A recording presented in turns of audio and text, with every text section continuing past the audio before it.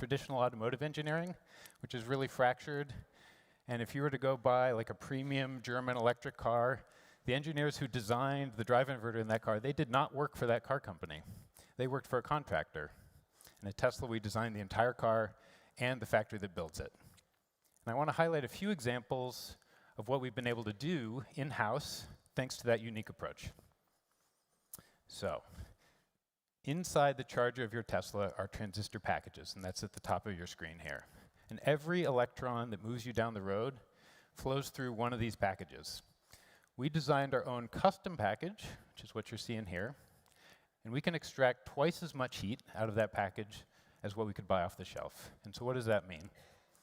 It means that the silicon carbide wafer that's inside those packages can be much smaller. And silicon carbide is an amazing semiconductor, but it's also expensive, and it's really hard to scale.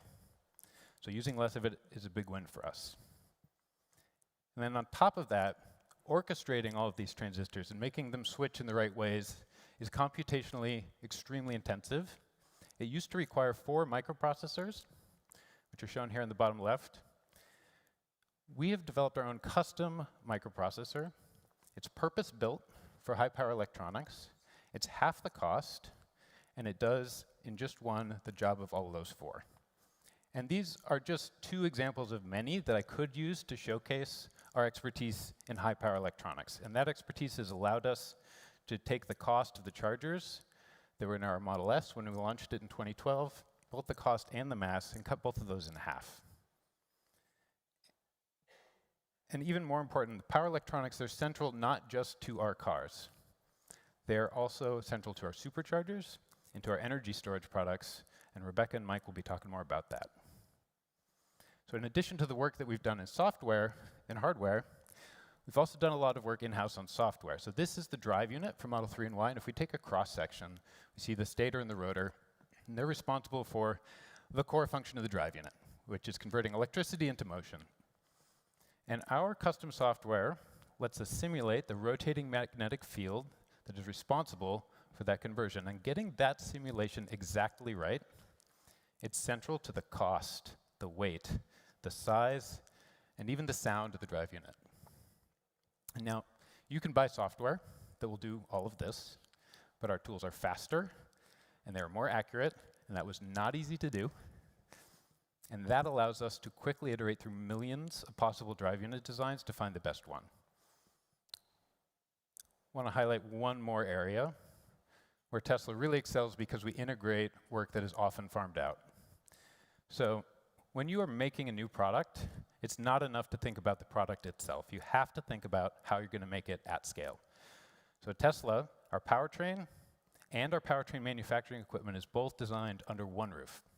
The engineers who are designing the motor, they are in the same room as the engineers who are designing the machine that's going to put that motor together. And that collaboration pushes us from day one to design products that are not only high performance, but are really easy to assemble.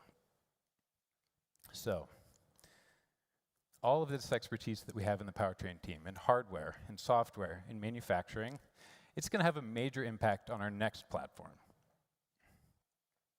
In our next powertrain, so those silicon carbide transistors that I mentioned that are key component but expensive, we figured out a way to use 75% less without compromising the performance or the efficiency of the car.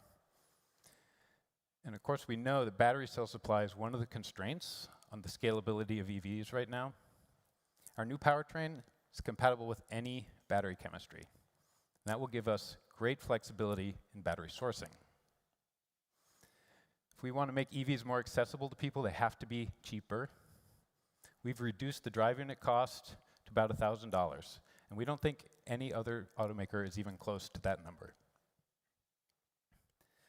Finally, the bigger a factory is, the longer it takes to build. If we can build the same number of cars from a smaller factory, we are going to be able to scale EV production faster. Our next powertrain factory is 50% smaller than the one that's behind me today, even though it has the same capacity. All of these improvements, I think, are going to be transformative for the adoption of EVs and our ability to scale them. There's one more thing that I want to highlight. So I talked about how we had reduced the amount of rare earth in our powertrains.